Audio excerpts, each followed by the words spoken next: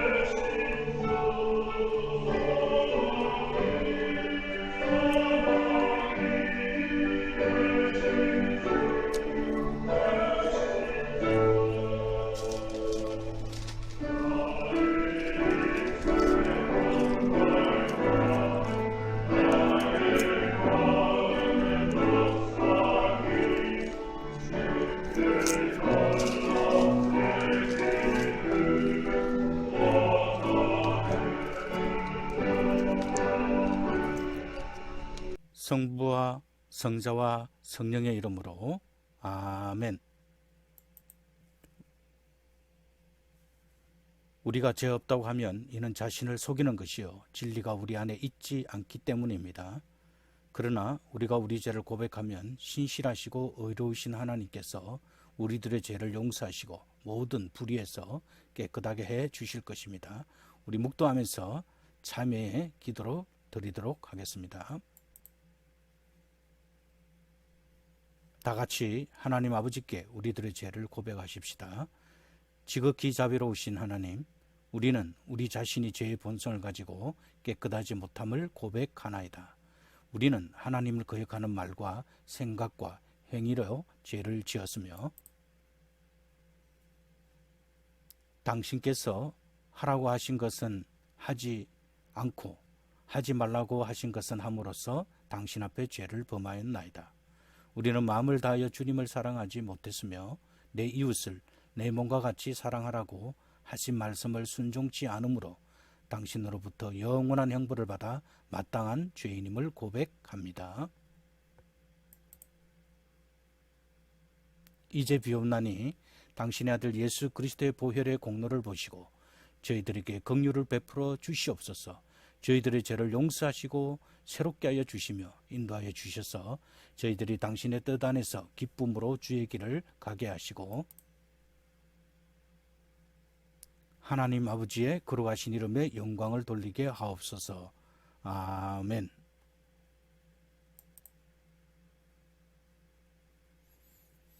전능하신 하나님 아버지께서 우리들을 불쌍히 여기시고 그의 외아들 예수 그리스도를 보내시어 십자가에 달려 죽게 하심으로 우리들의 죄를 사하여 주셨습니다. 이제 예수 그리스도를 구주로 믿고 그 주님 앞에 겸손하게 자신의 죄를 고백한 여러분 모두에게 하나님의 부르심을 받고 안수받아 말씀에 종된 나는 우리 주 예수 그리스도의 말씀에 의지하고 그를 대신하여 여러분의 모든 죄를 성부와 성자와 성령의 이름으로 사하여 주노라. 아멘.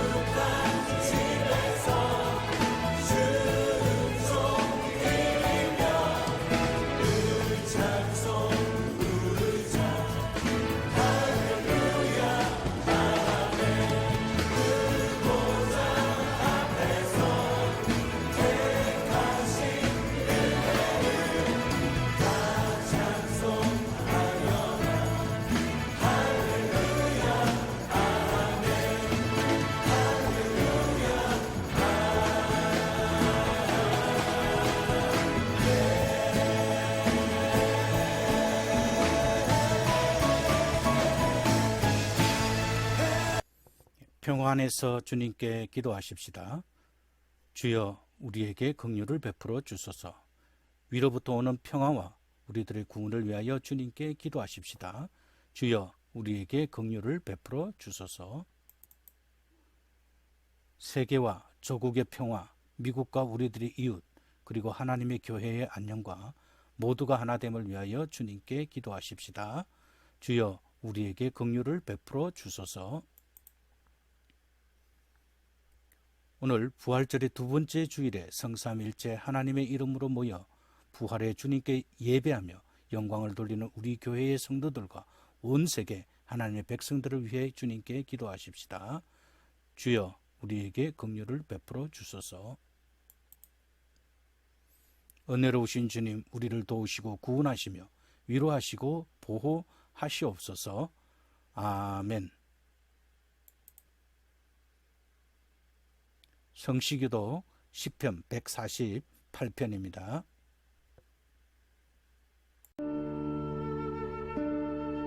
시편 148편.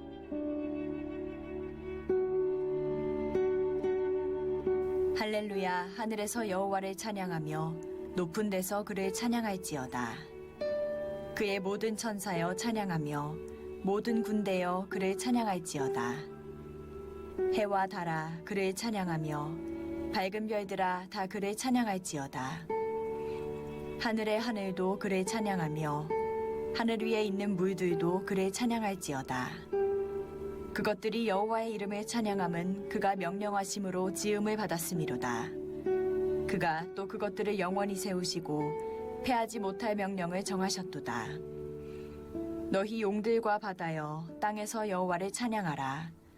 불과 우박과 눈과 안개와 그의 말씀을 따르는 광풍이며 산들과 모든 작은 산과 과수와 모든 백향목이며 짐승과 모든 가축과 기는 것과 나는 새며 세상의 왕들과 모든 백성들과 고관들과 땅의 모든 재판관들이며 총각과 처녀와 노인과 아이들아 여호와의 이름을 찬양할지어다.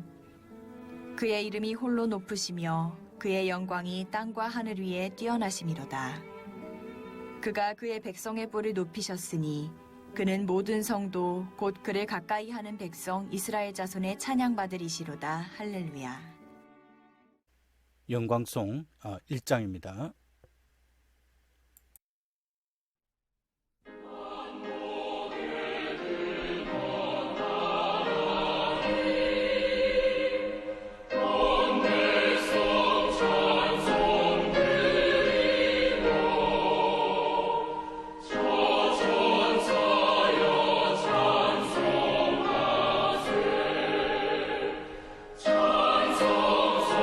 주님께서 여러분과 함께 하시기를, 목사님과도 함께 하소서.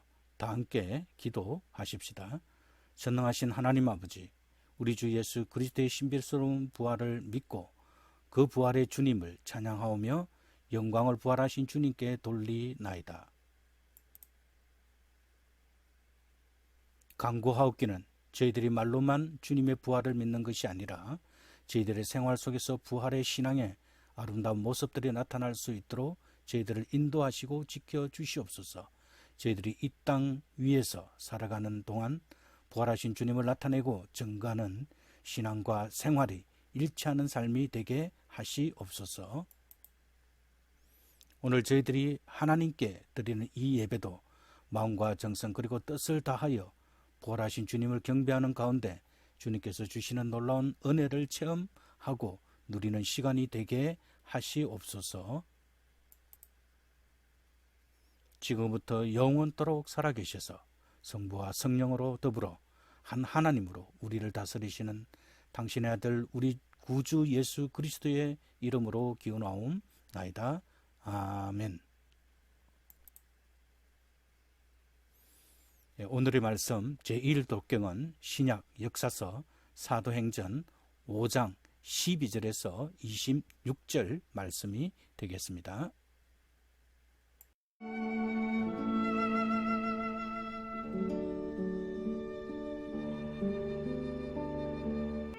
베드로와 사도들이 대답하여 이르되 사람보다 하나님께 순종하는 것이 마땅하니라. 너희가 나무에 달아 죽인 예수를 우리 조상의 하나님이 살리시고 이스라엘에게 회개함과 죄 사함을 주시려고 그를 오른손으로 높이사 임금과 구주로 삼으셨느니라. 우리는 이 일의 증인이요 하나님이 자기에게 순종하는 사람들에게 주신 성령도 그러하니라 하더라. 그들이 듣고 크게 노하여 사도들을 없이 하고자 할세. 바리새인 가말리엘은 율법 교사로 모든 백성에게 존경을 받는 자라. 공회 중에 일어나 명하여 사도들을 잠깐 밖에 나가게 하고 말하되 이스라엘 사람들아 너희가 이 사람들에게 대하여 어떻게 하려는지 조심하라. 이전에 드다가 일어나 스스로 선전하매 사람이 약 400명이나 따르더니 그가 죽임을 당하매 따르던 모든 사람들이 흩어져 없어졌고 그 후 호적할 때에 갈릴리의 유다가 일어나 백성을 꾀어 따르게 하다가 그도 망한즉 따르던 모든 사람들이 흩어졌느니라. 이제 내가 너희에게 말하노니 이 사람들을 상관하지 말고 버려두라. 이 사상과 이 소행이 사람으로부터 났으면 무너질 것이요 만일 하나님께로부터 났으면 너희가 그들을 무너뜨릴 수 없겠고 도리어 하나님을 대적하는 자가 될까 하노라 하니 그들이 옳게 여겨 사도들을 불러들여 채찍질하며 예수의 이름으로 말하는 것을 금하고 놓으니 사도들은 그 이름을 위하여 능욕받는 일에 합당한 자로 여기심을 기뻐하면서 공회 앞을 떠나니라. 그들이 날마다 성전에 있든지 집에 있든지 예수는 그리스도라고 가르치기와 전도하기를 그치지 아니하니라. 오늘의 말씀 제2독경은 신약 서신서 베드로전서 1장 3절에서 9절 말씀입니다.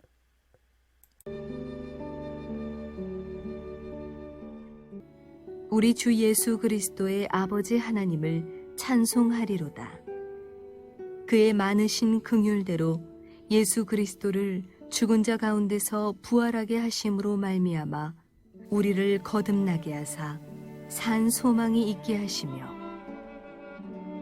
썩지 않고 더럽지 않고 쇠하지 아니하는 유업을 있게 하시나니 곧 너희를 위하여 하늘에 간직하신 것이라. 너희는 말세에 나타내기로 예비하신 구원을 얻기 위하여 믿음으로 말미암아 하나님의 능력으로 보호하심을 받았느니라. 그러므로 너희가 이제 여러 가지 시험으로 말미암아 잠깐 근심하게 되지 않을 수 없으나 오히려 크게 기뻐하는도다. 너희 믿음의 확실함은 불로 연단하여도 없어질 금보다 더 귀하여 예수 그리스도께서 나타나실 때에 칭찬과 영광과 존귀를 얻게 할 것이니라. 예수를 너희가 보지 못하였으나 사랑하는도다. 이제도 보지 못하나 믿고 말할 수 없는 영광스러운 즐거움으로 기뻐하니 믿음의 결국 곧 영혼의 구원을 받음이라.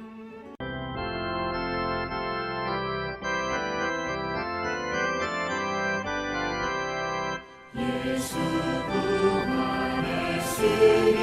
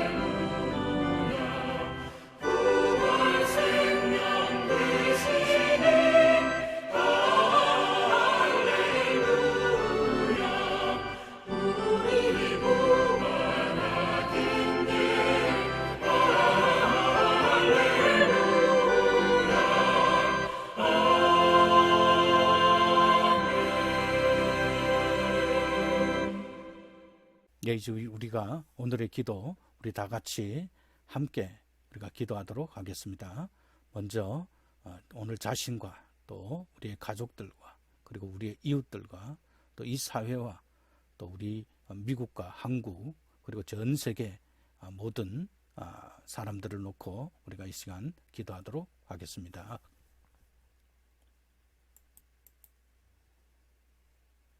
오늘 하나님께서 우리에게 주시는 신약 복음서의 말씀은 요한복음 20장 19절에서 31절 말씀입니다.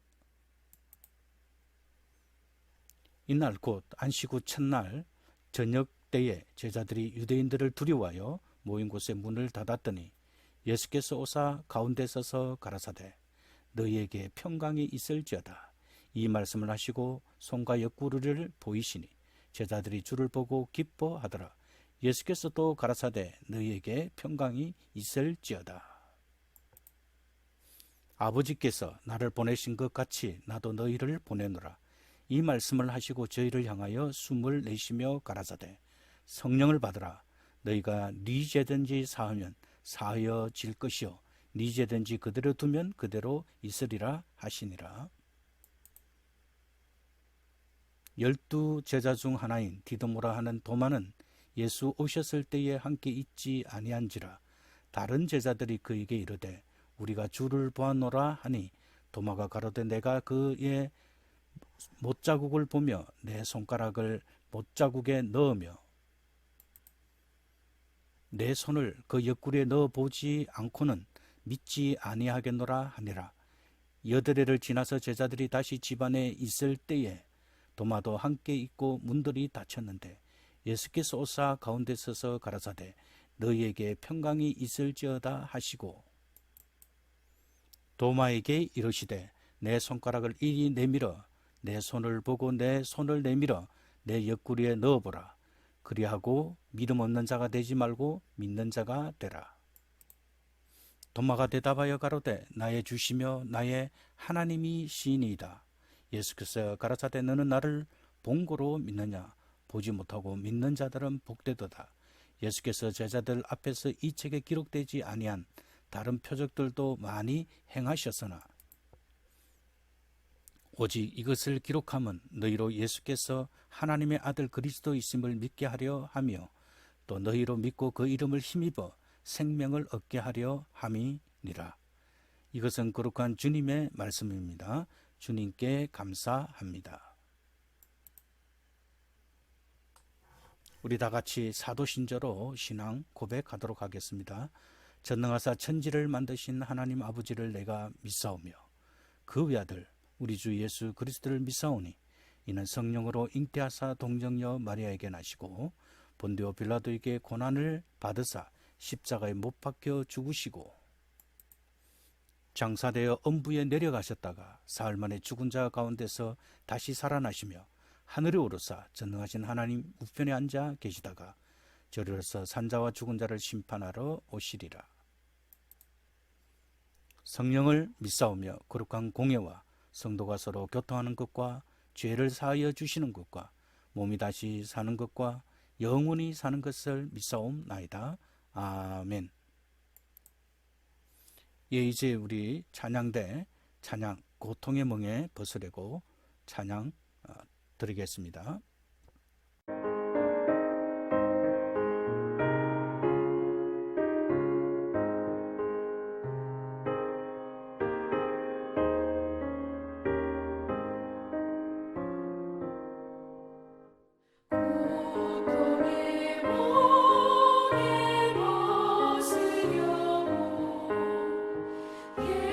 예수께로 나갑니다.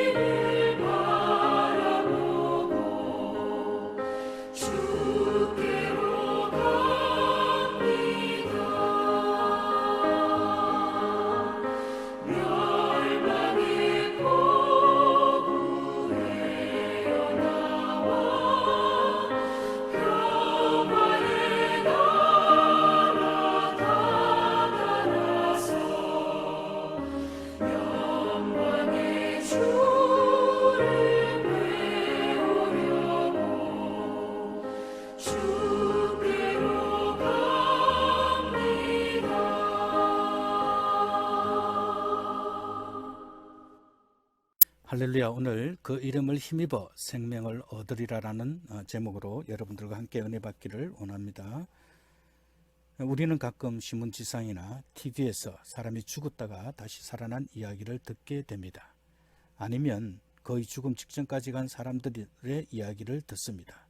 이번 코로나 사태로 많은 사람들이 죽었습니다. 우리의 감정이 당연히 우울해질 수밖에 없습니다. 그러나 신문 보도 가운데 코로나 전염병으로 죽음 직전까지 갔다가 회복된 사람들의 이야기도 있습니다. 그러면 우리는 예수님의 부활도 그런 사건 중에 하나가 아닌가라고 질문해 볼 수 있습니다. 예수님께서 다시 살리신 나사로의 사건은 신문 기사나 TV에 보도될 수 있는 이야기입니다. 그러나 예수님의 부활은 그런 다시 죽을 수 있는 육신이 다시 산 이야기와는 다릅니다. 부활은 단순히 육신의 생명이 연장된 일과는 전혀 다른 일이기 때문입니다. 예수님의 부활을 직접 경험한 제자들도 처음에는 그 실체를 다 파악할 수 없었습니다. 영원한 생명에 대한 신비로운 생명 경험이었습니다. 부활은 인간 역사 속에 한 번도 일어난 적이 없었던 사건이었습니다. 이를 증거한 제자들은 자신들이 경험한 것을 사람들에게 잘 보이게 하기 위해서나 꾸며서 멋지게 이야기하기 위해서가 아니라 있는 그대로 증언할 뿐이었습니다. 그래서 성경은 그들을 부활의 증인이라고 말씀합니다. 증인은 법적인 용어로 사실 그대로 증언하지 않으면 법적인 처벌을 받습니다. 오늘 이야기의 중심은 도마에 관한 이야기입니다. 요한복음 20장 19절에 따르면 안식 후 첫날 주일 저녁 시간이었습니다. 제자들은 유대인들이 무서워 문을 닫고 숨어 있었다고 말합니다. 그들이 예수님을 두려워한 이유는 예수님이 십자가에 처형당하셨다는 사실에 있습니다. 당시 십자가에 처형당하는 사람들은 흉악함, 범죄자들이 받는 것으로 로마에 대항하는 국가 반역자들에게 대한 처형 방법이었습니다. 따라서 예수님의 제명이 바로 유대인의 왕이라는 제목으로 처형당하신 것입니다. 따라서 그 형벌은 모든 사람들이 기피하는 기피의 대상이었습니다. 십자가형은 십자가 형틀에 못 박혀 매달린 채로 사형수가 근육 경련과 질식 현상으로 수시간 내에 혼수 상태에 빠지게 하여 고통스럽게 죽게 하는 공개 처형이었다고 합니다. 따라서 예수님의 제자들도 자신들에게 닥칠 수 있다고 생각하였기에 불안감으로 죽음의 두려움에 사로잡혀 있었습니다. 그때 예수님이 나타나서 이렇게 말씀하셨습니다. 너희에게 평강이 있을지어다.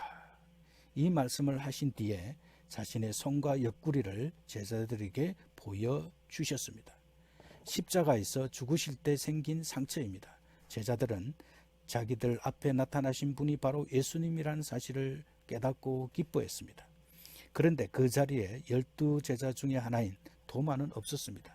그는 예수 그리스도를 보았다는 다른 제자들의 말을 전해 들었지만 믿을 수 없었습니다. 그는 확신에 찬 의조로 말합니다. 내가 그의 손의 못자국을 보며 내 손가락을 그 못자국에 넣으며 내 손을 그 옆구리에 넣어보지 않고는 믿지 아니하겠노라고. 도마의 이런 발언은 그 당시 예수님의 부활을 직접 목격하지 못하며 경험하지 못한 사람들의 생각을 잘 말해주고 있습니다. 어떤 사람들은 믿음이 없어서 그런 말을 한다고 도마를 믿음 없는 사람으로 말하는 사람들도 있습니다. 그러나 어떤 확실한 근거 없이 자신이 보지 않았던 일을 무조건 믿는다고 해서 딱히 좋은 신앙이라고도 할 수 없습니다. 26절부터 그런 의심을 가질 수밖에 없는 도마에게 반전이 일어납니다. 도마가 제자들과 함께 있던 그 자리에 예수님이 다시 나타나셨습니다. 지난번처럼 문은 닫혀 있었습니다. 첫 번째와 같이 평강의 축복의 말씀을 주신 다음에 도마에게 당신의 손을 보고 옆구리에 손을 대보라고 말씀하시면서 이렇게 말씀하셨습니다. 믿음 없는 자가 되지 말고 믿는 자가 되라. 예수님의 말씀을 듣고 예수님의 상처나 몸을 확인한 도마는 예수님의 몸에 손을 대지 않는 것으로 추정할 수 있는데, 왜냐하면 바로 이전 본문에 보면 막달라 마리아가 예수님을 붙잡으려고 할 때 예수님은 당신의 몸에 손을 대지 말라고 말씀한 적이 있습니다. 예수님을 목격한 도마는 다음과 같이 고백합니다. 나의 주님이시여 나의 하나님이시니이다. 도마의 이런 고백은 기독교 신앙의 핵심입니다. 우리가 잘 아는 대로 마태복음 16장에 보면 그 유명한 베드로의 신앙 고백이 나오게 됩니다. 예수님께서 너희는 나를 누구라고 생각하느냐라는 당신의 정체성에 대한 질문을 받은 베드로는 다음과 같은 유명한 대답을 했습니다. 주는 그리스도시요 살아계신 하나님의 아들이시니이다. 라는 베드로의 신앙 고백을 들은 주님은 베드로에게 반석이라는 뜻의 이름을 주시면서 그 반석 위에 내 교회를 세우시겠다고 말씀하셨습니다. 베드로는 그의 신앙 고백으로 오고 오는 세대에 이름을 남기는 큰 영광을 얻게 되었습니다. 로마 가톨릭 교회는 베드로를 교회의 수장, 즉 초대 교황으로 내세우면서 천국의 열쇠가 자신들에게 있다고 주장합니다. 오늘 도마에게는 의심 많은 제자라는 별명이 붙게 되었습니다. 별명은 그 사람의 인격을 잘 나타내주고 있습니다. 성경은 각 유명한 신앙의 사람들의 별명을 붙여준 경우가 많이 있습니다. 의심이 많았던 도마가 부활의 주님을 만나고 새 생명의 실체를 목격한 후 도마의 신앙 고백인 나의 주시며 나의 하나님이시라는 말은 베드로의 신앙 고백과 같이 거듭난 자만이, 즉 하나님의 생명을 경험한 자만이 할 수 있는 신앙 고백입니다. 예수님은 베드로의 신앙 고백 이후에 이를 알게 한 것은 혈육이 아니요 하늘에 계신 내 아버지시니이다라고 말씀하셨습니다. 우리에게는 잘 알려져 있지 않지만 외경으로 도마 복음서가 있을 정도로 도마는 초기 기독교에서 인정받는 사도로 인도에서 사역하다가 순교하였습니다. 나의 주님이시란 말은 그 당시 로마 황제들에게 따라다녔습니다. 당시 로마 황제 큐리오스, 즉 주님이었습니다. 초대 기독교인들은 당대의 최고 권력자들인 황제들이 사람의 생명의 생사 여탈권을 행사하였는데 예수님의 부활을 목격한 사람들은 로마 황제가 아니라 예수님을 큐리오스로 받아들였습니다. 오늘 살아가는 우리들도 이런 신앙으로 살아가야 합니다. 당연히 그래야 합니다. 그런데 많은 경우에 실제 생활에서 그렇게 살지 못함을 고백하지 않을 수 없습니다. 우리가 당당하게 사람들에게 예수 그리스도가 이 세상에서 실제로 큐리오스라고 말할 수 있는 사람이 얼마나 될지는 장담할 수 없습니다.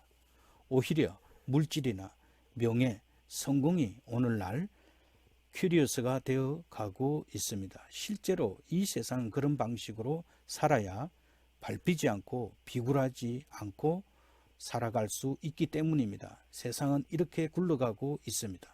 우리의 삶의 방식과 가치관과 세계관을 지배하고 있는 힘이 무엇인지 확인해 볼 필요가 있습니다. 정치, 언론, 사회, 서적들이 어떻게 살아야 하는지 보면 대답은 간단히 주어지게 됩니다. 심지어 교회도 세속적인 힘, 즉 금전 만능주의, 성공주의, 승리주의, 정치 권력 숭배라는 세태에서 자유롭지 못합니다. 예수님을 나의 주님이라고 고백해야 했던 초기 기독교인들이 처한 상황과 지금 별 다를 바가 없는 상황입니다. 로마 황제를 중심으로 하는 제국의 질서가 사람들과 세상을 구원하는 중심 세력이었습니다. 그럼에도 불구하고 초기 기독교인들은 황제가 아니라 예수 그리스도를 큐리오스로 고백했습니다. 이게 옳은 주장일까요? 뭔가 잘못 생각하고 있는 것은 아닐까요? 또는 너무 비현실주의자들이 살아가는 삶의 방식이 아니었을까요? 그들은 현실을 모른 채 이상주의에 빠져서 살지 않았는지 우리는 생각해 보아야 합니다. 초기 기독교인들이 예수님을 나의 주님이라고 그리고 나의 하나님이라고 고백할 수 있었던 근거는 예수님이 부활하셔서 보여주심으로 알 수 있었던 부활 생명에 대한 확신이라는 사실이었습니다. 이 사실을 알지 못하면, 그리고 이런 경험이 없다면 기독교 신앙은 큰 의미를 두지 못하고 여타 종교와 다를 바가 없습니다. 우리 신앙의 핵심 중의 핵심은 예수 그리스도의 부활입니다. 부활은 종말론적이고 궁극적인 생명, 즉 영원한 생명이기 때문입니다. 이런 생명이 무엇인지 아는 사람들은 거대한 세상의 힘을 지배하는 세상에서 로마 황제가 아니라 예수님을 나의 주님이라고 고백할 수 있습니다. 이런 고백이 단순히 성경 구절을 외우고 배워서 아는 이야기가 되어서는 안 됩니다.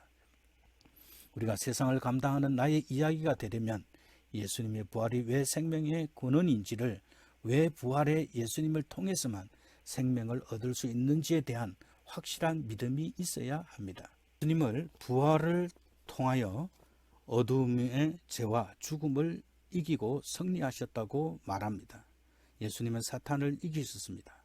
우리의 가장 큰 죄는 우리 스스로가 자신의 삶의 주인이 되어 자신의 생명을 완성시켜보려는 욕망입니다. 창세기에 나오는 선악과 이야기는 아담과 이브가 눈이 밝아져 하나님과 같이 된다는 유혹에 넘어간 것이라고 말합니다. 눈이 밝아지면 지식이 늘고, 그러면 사회의 리더가 되고 선생이 될 수 있고 존경받을 수 있고 돈도 많아집니다. 그리고 인생을 자기가 하나님이 되어 자신이 스스로 눈에 드는 일을 결정하게 되고 마음 먹은 대로 성취하는 방식으로 살아갑니다. 하나님 없이도 자신의 삶을, 생명까지도 성취해 보려고 합니다. 다시 말씀드리면 하나님 없이, 쉽게 말해서 이런 것들을 통해서 만족과 행복을 얻으려는 것입니다. 결과는 어떨까요? 헛수고일 뿐입니다. 이런 욕망들이 충돌하는 와중에서 삶을 파괴하는 악순환이 심각하게 나타날 수 있습니다.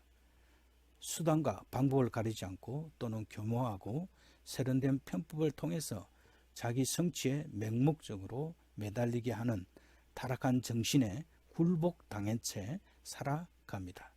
성경은 이것을 죄라고 말합니다. 그 결과는 죽음입니다. 그냥 세상에서 남에게 욕먹지 않은 선에서 열심히 노력하면서 행복하게 살면 충분한 것이 아니냐라고 우리 기독교인들도 생각하고 계신 분들을 가끔 만나게 됩니다. 이런 삶의 방식은 기본적으로 기독교 신앙이 아니며, 더 나아가서 그런 게 우리가 이루어야 할 궁극적인 삶이 아니라는 사실입니다. 그 정도의 만족감 때문에 산다면 굳이 예수를 믿지 않아도 성취할 수 있습니다. 예수님을 통해서 죄와 죽음이 극복되었다는 사실을 경험한 사람들은 제국의 힘의 질서와 권위가 제공하는 삶의 안전한 토대가 헛상이며 그것의 절대화가 죄라는 사실을 깨달은 사람들입니다. 그래서 그 질서와 권위를 온 믿음으로 마음을 다해 거부할 수 있었습니다. 이것이 주는 불편함을 너무나 잘 알고 살아온 우리 기독교 신앙의 선배들이 걸어온 길은 불이익을 감수하면서 감사함으로 기어이 살아내는 삶이었습니다. 그렇다면 믿는다는 것은 결국 무엇이냐라는 질문을 해보아야 합니다. 29절에 보면 믿는 자의 복에 대해서 예수님께서 말씀하셨습니다. 나의 주님이라는 도마의 고백을 듣고 예수님은 본문 29절에서 이렇게 말씀하셨습니다. 너는 나를 본고로 믿느냐? 보지 못하고 믿는 자들은 복되도다. 이런 말씀을 듣기에 따라서는 도마에 대한 책망처럼 들립니다. 도마의 신앙은 결국 눈과 손이라는 확인함으로써 믿는 감각적인 수준을 뛰어넘어 초월하는 믿음으로 나아가야 한다고 하는 말씀입니다. 이 말씀은 도마에 대한 책망이라기보다는 도마 이후에 예수님의 부활을 보지 못하고 그를 통해 믿는 사람들에 대한 축복의 말씀입니다. 도마의 믿음은 앞에서 말한 것과 같이 베드로의 믿음과 베드로의 신앙 고백과 동일한 것입니다. 이 말씀은 부활의 예수님을 직접 보지 못한 초기 기독교인들의 상황을 배경으로 하고 이해하여야 합니다. 요한복음은 예수님 오신 후 약 90년에서 100년 사이에 기록된 것으로 추정하고 있습니다. 그렇다면 당시에는 예수님의 부활을 목격한 사도들과 여러 증인들이 모두 세상에 없을 때였습니다. 믿음이 흔들릴 만한 그런 상황이었습니다. 그들은 사도들의 신앙에 비해 자신들이 뭔가 1% 부족한 게 아닐까 하는 생각을 할 수 있었습니다. 요한은 예수님의 말씀을 통해서 그렇지 않다고 그들을 격려하고 있습니다. 당신들처럼 보지 못하고 믿는 사람들도 보고 믿는 사도들과 똑같이, 아니 오히려 더 복이 있는 사람들이라고 말씀하고 있습니다. 그 이유는 두 가지입니다. 하나는 예수님의 이 말씀에서 부활을 직접 보았느냐 보지 못했냐 하는 것이 중요한 것이 아니라 믿는 자가 되는 것이 더 중요하다는 것을 말씀해 주고 있습니다. 교회는 사도들처럼 부활의 주님을 보고 믿는 자도 있고 어떤 사람들은 보지 못했지만 믿는 사람들도 있었습니다. 지난 2000년 동안 기독교인들은 모두 보지 못한 사람들입니다. 그러나 믿는 자가 되었습니다. 우리가 기록된 말씀을 통하여서 믿는 자로 살아갑니다. 그렇습니다. 예수님의 부활을 직접 목격한 사도들이 기록한 말씀을 가지고 우리가 믿게 되었고, 사도들이 고백한 신앙인 예수님을 나의 주님이라고 믿는 사람들이기 때문에 사도 요한은 우리도 동일하게 복된 사람이라고 말씀해주고 있는 것입니다. 다른 하나는 나의 주님이라는 신앙 고백에 이미 부활의 주님에 대한 경험과 확신이 없이는 되어질 수 없다라는 사실을 말씀해주고 있기 때문입니다. 도마를 비롯한 사도들에게서 부활을 목격하고 경험하였기에, 확신하였기에 나의 주님이라는 신앙 고백이 가능했습니다. 이런 점에서 부활을 직접 목격한 이들의 신앙 고백과 보지 못한 사람들의 신앙 고백이 다른 게 아니라 근본적으로 차이가 없이 똑같다라는 것입니다. 우리의 찬송과 기도와 죄의 고백, 용서의 확신, 성 만찬식과 세례와 말씀 선포 등을 통해 예배에 고백하는 모든 신앙의 표현에는 주님의 부활에 대한 믿음이 들어 있습니다. 더 나아가 친교도 부활 신앙을 중심으로 하여야 합니다. 우리가 함께 예수님의 부활 생명을 소망한다는 믿음으로 세상을 이기는 공동체가 되어야 합니다. 교회는 기본적으로 부활 공동체입니다. 교회가 부활 공동체로 확고한 믿음 위에 서 있을 때 세상에 빛과 소금이 될 수 있으며 어두움의 권세가 이기지 못할 것입니다. 오늘은 본문의 말씀을 우리는 다시 기억해야 합니다. 도마는 부활의 주님을 보고 나의 주님, 나의 하나님이라고 고백했습니다. 예수 그리스도로부터 부활의 생명을 경험했다는 뜻입니다. 오늘 우리도 이런 신앙 고백으로 살아가는 사람들입니다. 우리 모두 부활의 증인들입니다. 사도들처럼 보고 믿는 자는 아니지만 사도들의 신앙인 말씀에 근거해서 직접 보지 못했지만 기록된 말씀을 통해 예수 그리스도가 나의 주님이라는 사실, 나의 하나님이라는 사실을 저와 여러분들은 믿게 되었습니다. 따라서 우리 모두는 사도들과 똑같은 믿음의 고백을 통하여서 복을 받은 사람들입니다. 우리가 이 축복을 모든 사람들에게 나눠주는 귀한 믿음의 성도님들이 되시길 주님의 이름으로 축원합니다. 아멘.